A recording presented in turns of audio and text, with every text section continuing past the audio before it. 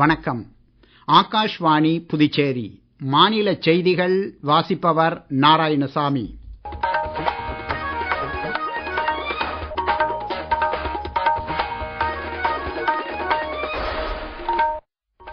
தலைப்புச் செய்திகள்.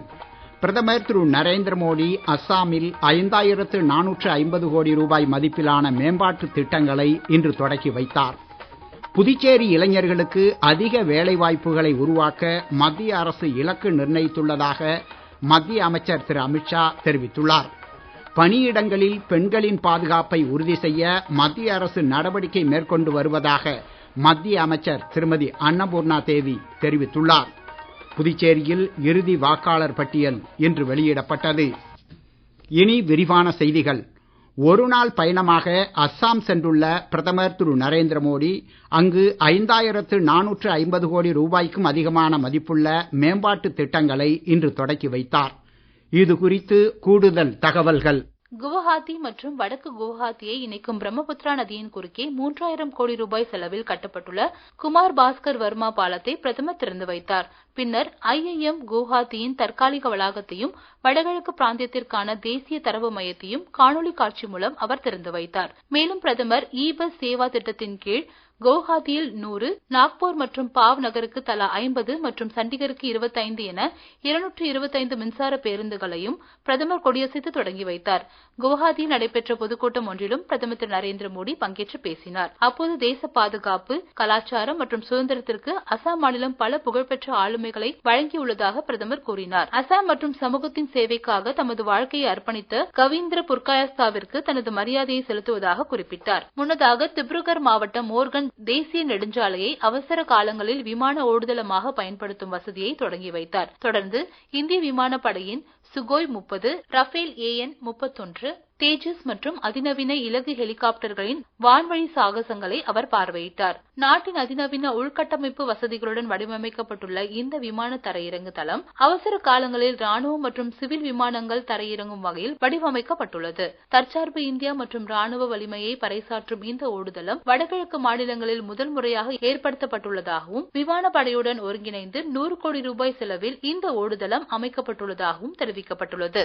புதுச்சேரி மாநிலம் காரைக்கால் சந்தை திடலில் இன்று நடைபெற்ற நல்லாட்சி தொடரட்டும் புதுவை மலரட்டும் என்ற பொதுக்கூட்டம் ஒன்றில் மத்திய உள்துறை அமைச்சர் திரு அமித்ஷா கலந்து கொண்டு மாநிலத்தின் தொழில் வளர்ச்சி மற்றும் எதிர்கால திட்டங்கள் குறித்து உரையாற்றினார். புதுச்சேரியில் ஜோஹோ உள்ளிட்ட சில முன்னணி மென்பொருள் நிறுவனங்கள் செயல்படுகின்றன என்றும் மடிக்கணினி தயாரிக்கும் நிறுவனம் தொடக்கப்பட்டு அவை பல நாடுகளுக்கு ஏற்றுமதி செய்யப்பட உள்ளதாகவும் கூறினார். IT, தரவு மையங்கள் மற்றும் செயற்கை நுண்ணறிவு போன்ற நவீன துறைகளில் புதுச்சேரி இளைஞர்களுக்கு அதிக வேலை வாய்ப்புகளை உருவாக்க அரசு இலக்கு நிர்ணயித்துள்ளதாகவும் அமைச்சர் தெரிவித்தார். மேலும் புதுச்சேரி மீனவர்களின் தயாரிப்புகளை உலக சந்தைக்கு கொண்டு செல்லவும் சர்வதேச வர்த்தக ஒப்பந்தங்கள் மூலம் அவர்களுக்கு அதிக லாபம் கிடைக்க திட்டமிடப்பட்டுள்ளதாகவும் கூறிய அவர், நலிவடைந்துள்ள பழைய ஜவுளி ஆலைகளுக்கு புத்துயிர் அளிப்பதற்கான நிதி ஒதுக்கப்பட்டு நடவடிக்கைகள் மேற்கொள்ளப்பட்டு வருவதாகவும் தெரிவித்தார். மேலும் பிரதமர் திரு நரேந்திர மோடியின் முயற்சியால் மலேசியாவில் தமிழ் மொழிக்கு சிறுபான்மை மொழி அந்தஸ்து கிடைத்துள்ளதாகவும் அங்குள்ள தமிழ் மாணவர்களுக்கு திருவள்ளுவர் பெயரில் ஊக்கத்தொகை வழங்கவும் திருவள்ளுவருக்கான தனி இருக்கை அமைக்கவும் உறுதி அளிக்கப்பட்டுள்ளதாக திரு அமித்ஷா குறிப்பிட்டார். அடுத்த 5 ஆண்டுகளில் புதுச்சேரியை இந்தியாவின் முன்மாதிரி வளர்ச்சியடைந்த மாநிலமாக மாற்றுவதே மத்திய அரசின் நோக்கம் என்றும் அவர் உறுதி அளித்தார்.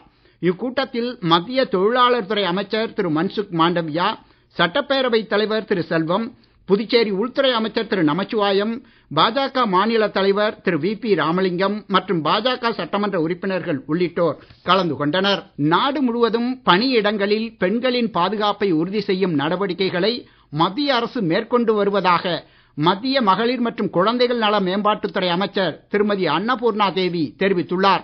புதுடெல்லியில் நடைபெற்ற தேசிய கருத்தரங்கில் இன்று உரையாற்றிய அவர், பணியிடங்களில் ஏற்படும் தங்களது குறைகள் குறித்த புகார்களை தெரிவிக்க ஷீபாக்ஸ் தொடங்கப்பட்டுள்ளதை சுட்டிக்காட்டிய அவர், நடப்பு நிதிநிலை அறிக்கையில் மகளிர் மேம்பாட்டிற்கு கூடுதல் முக்கியத்துவம் அளிக்கப்பட்டுள்ளதாகவும் கூறினார்.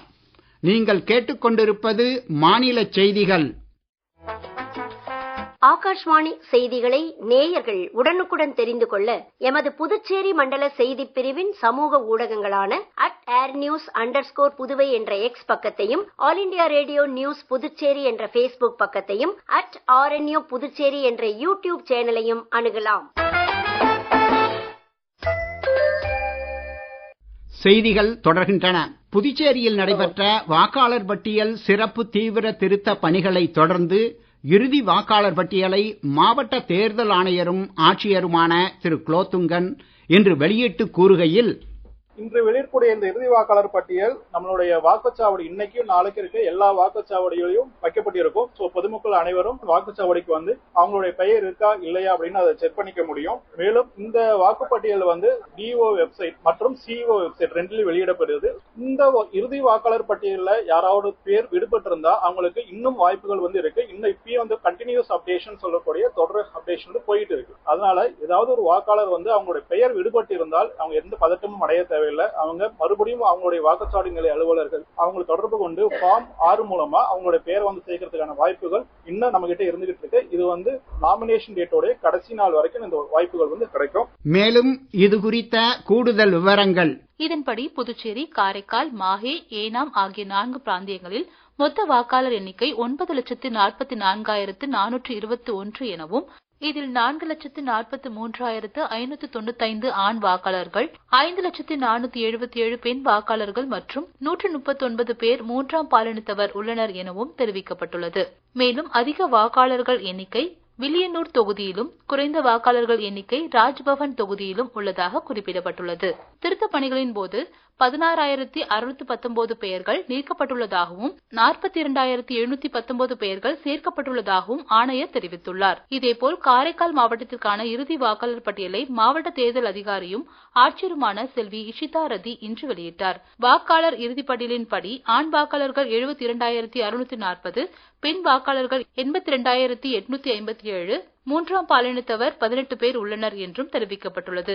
மேலும் காரைக்காலில் 1,55,515 மொத்த வாக்காளர்கள் உள்ளதாகவும், ஆண் வாக்காளர்களை விட பெண் வாக்காளர்கள் 14.06% கூடுதலாக உள்ளனர் என்றும் கூறப்பட்டுள்ளது. வாக்காளர்கள் தங்கள் பெயர்களை இன்றும் நாளையும் அந்தந்த வாக்குச்சாவடிகளில் சரிபார்த்துக் கொள்ளலாம் எனவும், அடுத்த 7 நாட்களுக்கு உதவி வாக்குப்பதிவு அதிகாரி அலுவலகங்களிலும் www.ceopuducherry.gov.in என்ற இணையதளத்திலும் பார்வையிட வசதி செய்யப்பட்டுள்ளதாகவும் தேர்தல் ஆணையம் தெரிவித்துள்ளது. ஏனாம் தொகுதியின் புதிய வாக்காளர் பட்டியலை மண்டல நிர்வாகியும் தேர்தல் அதிகாரியுமான திரு அங்கித் குமார் வெளியிட்டார். இதில் மொத்தம் 37,664 வாக்காளர்கள் உள்ளனர் என்றும் 18,319 ஆண் வாக்காளர்களும் 19,345 பெண் வாக்காளர்களும் உள்ளதாக தெரிவிக்கப்பட்டுள்ளது. மாஹே மண்டல நிர்வாகியும் தேர்தல் அலுவலருமான திரு மோகன்குமார் இன்று வெளியிட்டுள்ள இறுதி வாக்காளர் பட்டியலின்படி 13,730 ஆண் வாக்காளர்கள் மற்றும் 16,006 பெண் வாக்காளர்கள் உட்பட மொத்தம் 29,736 வாக்காளர்கள் உள்ளதாக தெரிவிக்கப்பட்டுள்ளது.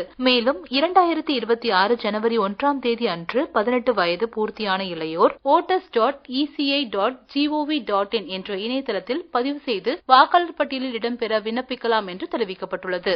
நாட்டில் 3 ஆண்டுகளுக்குள் 124 மல்டி மாடல் சரக்கு முனையங்கள் உருவாக்கப்பட உள்ளதாக மத்திய ரயில்வே அமைச்சர் திரு அஸ்வினி வைஷ்ணவ் கூறியுள்ளார்.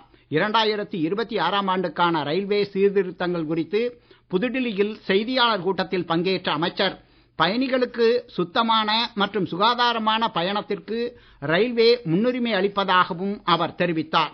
இதற்கென முன்னணி நிறுவனங்களின் சேவையை நாட உள்ளதாகவும் அவர் தெரிவித்தார். 10வது 20 ஓவர் உலகக்கோப்பை கிரிக்கெட் போட்டித் தொடரில் இன்று இரவு 7 மணிக்கு அகமதாபாத்தில் தொடங்க உள்ள ஆட்டத்தில் நியூசிலாந்து, தென்னாப்பிரிக்க அணிகள் களம் காண்கின்றன. மீண்டும் தலைப்புச் செய்திகள். பிரதமர் திரு நரேந்திர மோடி அஸ்ஸாமில் 5,450 கோடி ரூபாய் மதிப்பிலான மேம்பாட்டு திட்டங்களை இன்று தொடக்கி வைத்தார். புதுச்சேரி இளைஞர்களுக்கு அதிக வேலை வாய்ப்புகளை உருவாக்க மத்திய அரசு இலக்கு நிர்ணயித்துள்ளதாக மத்திய அமைச்சர் திரு அமித்ஷா தெரிவித்துள்ளார். பணியிடங்களில் பெண்களின் பாதுகாப்பை உறுதி செய்ய மத்திய அரசு நடவடிக்கை மேற்கொண்டு வருவதாக மத்திய அமைச்சர் திருமதி அன்னபூர்ணா தேவி தெரிவித்துள்ளார். புதுச்சேரியில் இறுதி வாக்காளர் பட்டியல் இன்று வெளியிடப்பட்டது. இத்துடன் இந்த செய்தி அறிக்கை நிறைவு பெறுகிறது. வணக்கம்.